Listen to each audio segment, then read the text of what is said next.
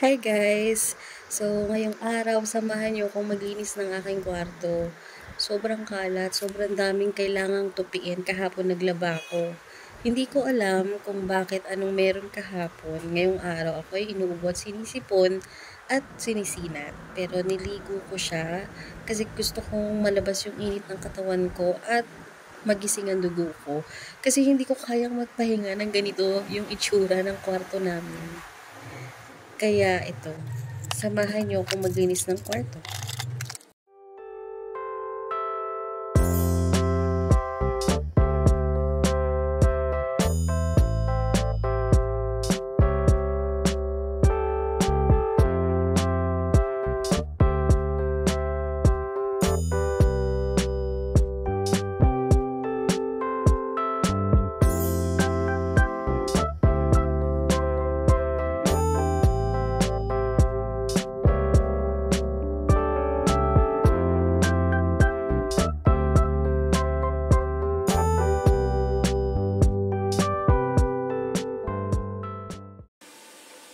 Ayan, kung nagtataka kayo bakit umabot ng ganito kakalat, hindi naman ganito kakalat. Kaso, nagtanggal ako ng mga sinampay, nilagay ko muna dyan kasi nga, dyan ako nagtutupi.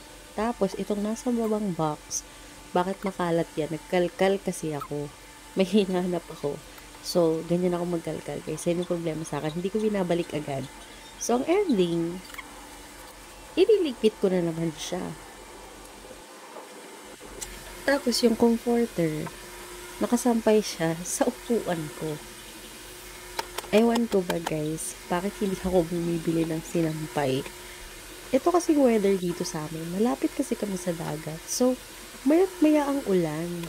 Ngayon, ang ginawa ko na lang, since dinadryer ko naman siya, sa taas ko na lang siya sinasampay.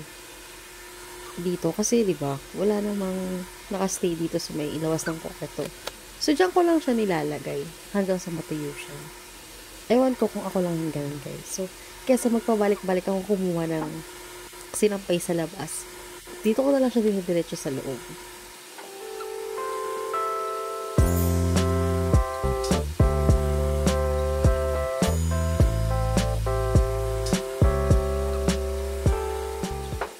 Ayan, guys. Tapos na akong magtapi. So, ito pa.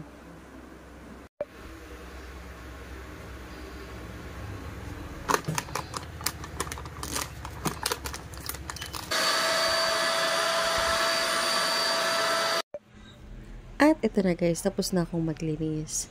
Pasensya na kayo kung medyo ngongo ako.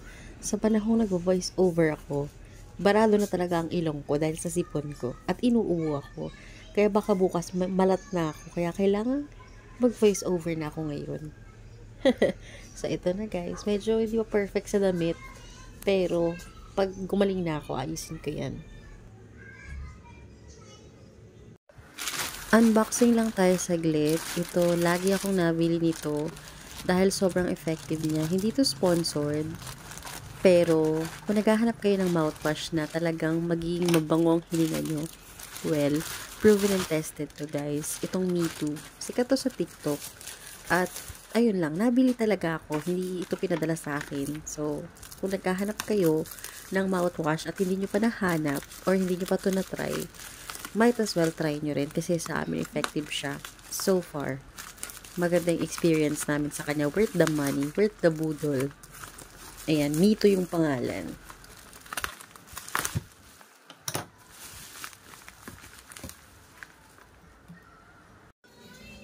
Yung kahit na meron kang ubo tsaka sipon, pero dahil matigas ang ulo mo at ilang araw mo nang kinikrave ang kape, masarap na kape, walang makakapigil sa'yo. Ako pa ang nag-drive. Kahit na medyo naambon ng time na yan. Sige lang. Ewan ko ba, nung nakaraan pa ako nagka-crave ng kape.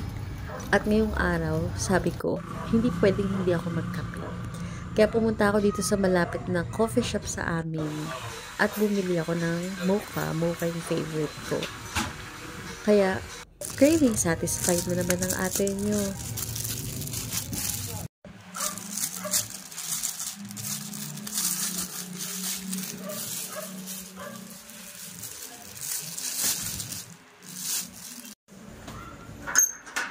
So, go. Mabilis na. Oh. Kaya na. Bilis. Oh, sakay na. Bis na ko.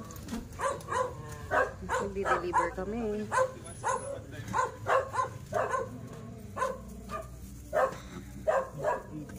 Dito.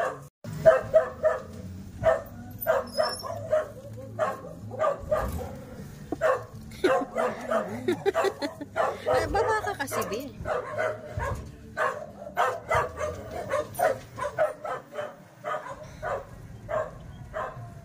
Di-deliver kami.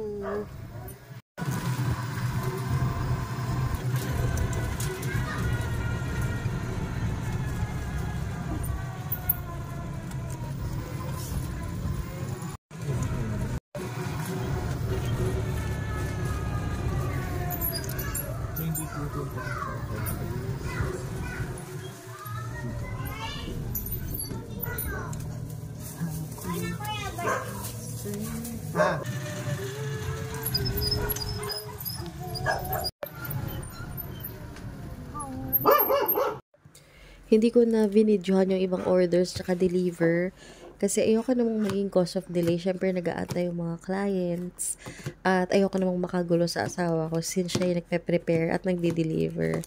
Nasama lang talaga kami tuwing gabi. Ayan guys, may humabol pa na order kahit sarado na kami pero pabango naman yung order kaya pinagbigyan na namin kasi malapit lang naman yung block niya kaya nag-deliver na namin. Tapos, ayan lang guys, ito lang naman yung nangyari sa buhay ko. Sobrang tagal ng last vlog ko dahil sobrang busy ako. Marami nangyari sa aking buhay noong mga nakaraang buwan. Nagkaroon ako ng mga problema na hindi ko na syempre pa babanggitin kasi good vibes lang tayo. At ngayon sana hopefully makapag-upload ako every week kagaya dati. Yun lang guys, maraming salamat sa mga nanonood. Kahit ilan lang yung viewers ko. Sobrang happy ako na meron pa rin nanonood. Yun lang guys, maraming salamat.